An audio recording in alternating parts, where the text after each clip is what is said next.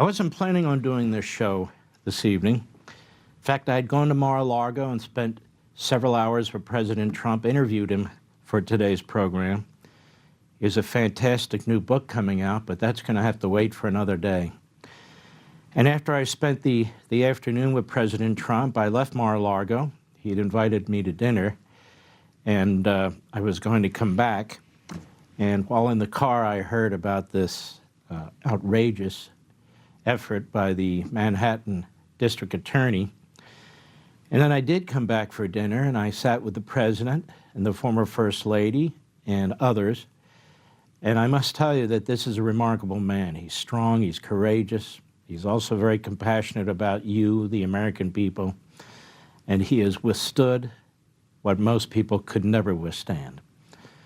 As I speak, there have been 4 grand juries investigating the man for the most preposterous, phony crimes, all run by Democrats, all in overwhelmingly Democrat cities, with Democrats sitting on the grand juries, with Democrat judges, Democrat potential juries. And I want to get into this a little bit, but before I do, I want to say a few things that will no doubt get me on the FBI's most wanted list. You might even see my picture at a post office. Do they do that anymore? I don't know. Let me read this to you. When in the course of human events, it becomes necessary for one people to dissolve the political bands which have connected them with another, and to assume among the powers of the earth the separate and equal station to which the laws of nature and of nature's God entitle them. A decent respect to the opinion of mankind requires that they should declare the causes which impel them to the separation. We hold these truths to be self-evident, that all men are created equal, that they are endowed by their Creator with certain unalienable rights, that among these are life, liberty, and the pursuit of happiness. That to secure these rights, governments are instituted among men, deriving their just powers from the consent of the governed. That whenever any form of government becomes destructive of these ends, it is the right of the people to alter or abolish it, and to institute new government, laying its foundation on such principles and organizing its powers in such form as to them shall seem likely, most likely, to affect their safety and happiness. Prudence, indeed, will dictate that governments long established should not be changed for light and transient causes, and accordingly, all experience has shown that mankind are more disposed to suffer, while evils are sufferable, than to right themselves by abolishing the forms to which they are accustomed. But when a long train of abuses and usurpations, pursuing invariably the same object, evinces a design to reduce them under absolute despotism, it is their right, it is their duty to throw off such government and to provide new guards for their future security. That's the Declaration of Independence. And that will be considered provocative, what I just read to you. There are certain elements in this government, the use of federal law enforcement, the use of Democrat district attorneys, the use of George Soros' money, and so forth and so on. If they are not thrown off, if they are not at least controlled, well, then we will lose our republic. Because it's my argument this evening that we are already surrounded and immersed in a tyranny that's unlike anything we've seen internally in the United States. Let me read you something else that will no doubt put me on the FBI's most wanted list. The Crisis by Thomas Paine. I used to have an original copy of this pamphlet. I gave it to our friends at Hillsdale College. It starts off, "These are the times that try men's souls. The summer soldier and the sunshine patriot will in this crisis shrink from the service of their country. But he that stands by it now deserves the love and thanks of man and woman. Tyranny like hell is not easily conquered, yet we have this consolation with us, that the harder the conflict, the more glorious the triumph. What we obtain too cheap, we esteem too lightly. It is dearness only that gives everything its value.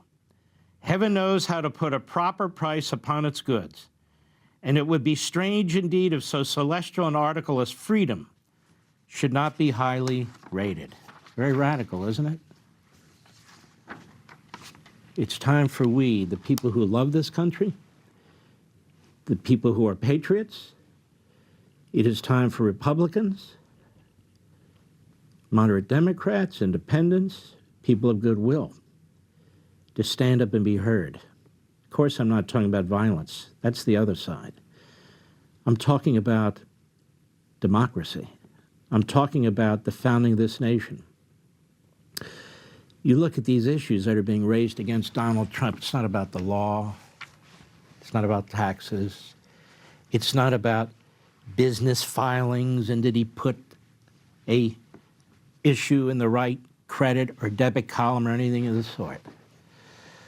This is an effort to destroy Donald Trump after he left the presidency and now is the leading Republican potential nominee for President of the United States against the regime in Washington, against the Biden administration, against the Department of Justice and their special counsel, whose family is heavily involved in the Democrat Party.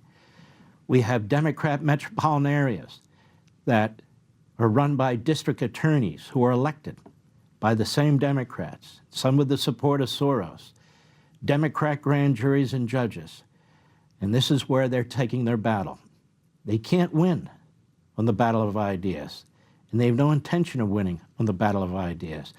This isn't about some non-disclosure agreement or the president told somebody, help us find votes, or to use a warrant and a SWAT team on a document case against a former president, or to try and interfere with the constitutional process under Article 2 and use criminal prosecutors in the Department of Justice as opposed to Congress to resolve these issues.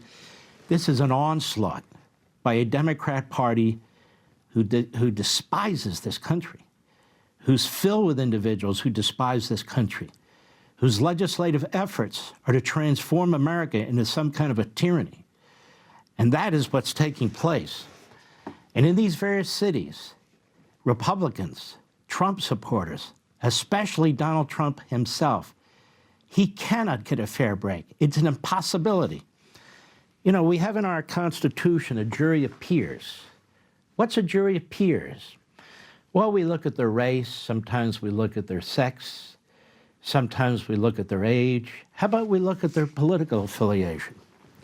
Jury of peers, where does that come from, jury of peers? As I said, it's in the Constitution, it's in the Sixth Amendment. It comes from the Magna Carta of 1215. That's how long jury of peers has mattered. And jury of peers matters if you're going to have due process.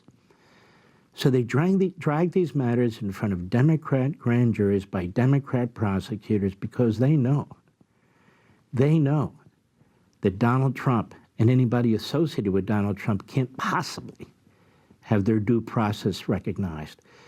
We have a prosecutor in Washington, D.C. who has the support of a Obama-appointed judge who just retired to violate attorney-client privilege. That goes back hundreds and hundreds of years under the excuse of the crime-fraud exception. One lawyer after another representing Donald Trump is being forced in front of a Democrat grand jury by a Democrat prosecutor to discuss what he discussed in confidence and under privilege with his client. So as you can see, the entire system is being transformed in a tyrannical system. This isn't about the law, any specific law. This isn't about justice. This isn't about equality under the law. When you hear Schumer and others talk about nobody's above the law, there is no law here. This is rogue, absolute rogue Democrat Party power.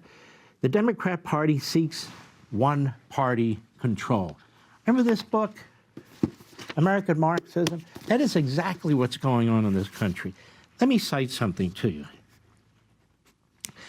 The demand for absolute one-party control over the body politic through various extra-constitutional schemes and other means.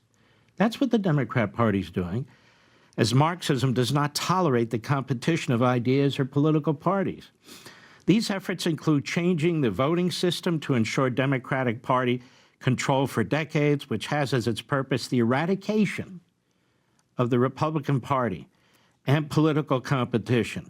attempting to eliminate the Senate filibuster rule so all manner of laws can be imposed on the country without effective deliberation or challenge, threatening to breach separation of powers and judicial independence by plotting to pack the Supreme Court with like-minded ideologues, planning to add Democrat seats to the Senate to ensure its control over that body, using tens of billions in taxpayers' funds to subsidize and strengthen core parts of the Democrat Party base, such as unions and political activists, and facilitating massive illegal immigration, the purpose of which is to, among other things, alter the nation's demographics and eventually add significantly to the pro-Democrat Party voting base.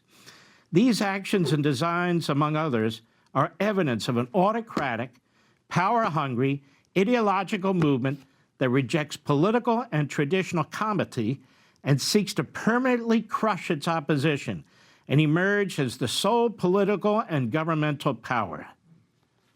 Wow. Is that going on? You better damn well believe it and wake up to it. The Republican Party is under attack. They seek to destroy it. The conservative movement's under attack. They seek to destroy it. Any opposition, any contrary views. We have an FBI and a DHS under Joe Biden that's worked with social media platforms to advance their agenda, to censor people they disagree with, to interfere in elections like the Hunter Biden laptop and so forth. We have the entirety of federal law enforcement, including those that deal with foreign threats and terrorism and so forth. The entirety of federal law enforcement focused on parents who later challenge school boards and teacher unions. Why? Because teacher unions are a strong part of the political army of the Democrat Party carrying out their will. We have federal prosecutions of innocent human beings who believe in life, who oppose abortion, who are protesting under the First Amendment, protected under the Bill of Rights in front of abortion clinics. They're throwing the book at them. Meanwhile, we have churches that are firebombed and attacked, and people are not being rounded up and prosecuted for that. We have anti-Semitism in the Democrat Party. We have racism spreading in the Democrat Party. All kinds of horrors taking place. Our civil liberties are under attack. The Democrat Party is attacking separation of powers. They reject the Constitution and the people who wrote it unless they can use it to attack it. And now Donald Trump. Why Donald Trump? Because Donald Trump is not Chris Christie. Because Donald Trump is not Asa Hutchinson. Because Donald Trump is not Larry Hogan. Because Donald Trump is not your typical Washington Republican.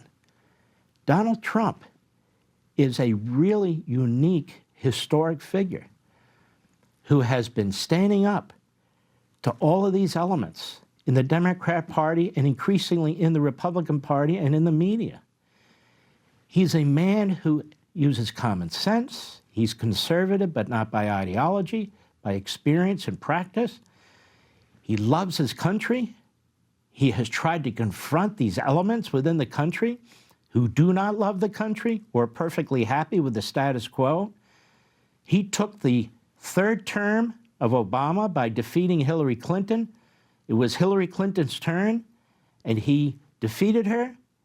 They were surprised, and they have spent every waking moment to try and destroy him, and they fear him. And they fear if he comes back, he will be even more effective in a second term than he was in a first term. This is absolutely hard what's taking place. We have crossed the Rubicon now.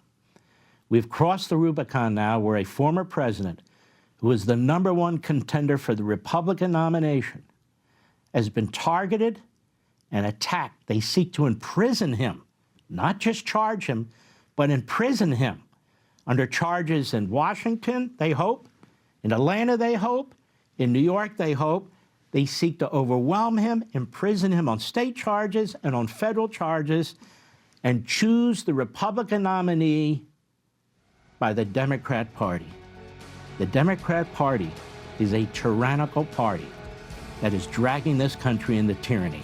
Want to see more Mark Levin? Go to LevinTV.com and subscribe now.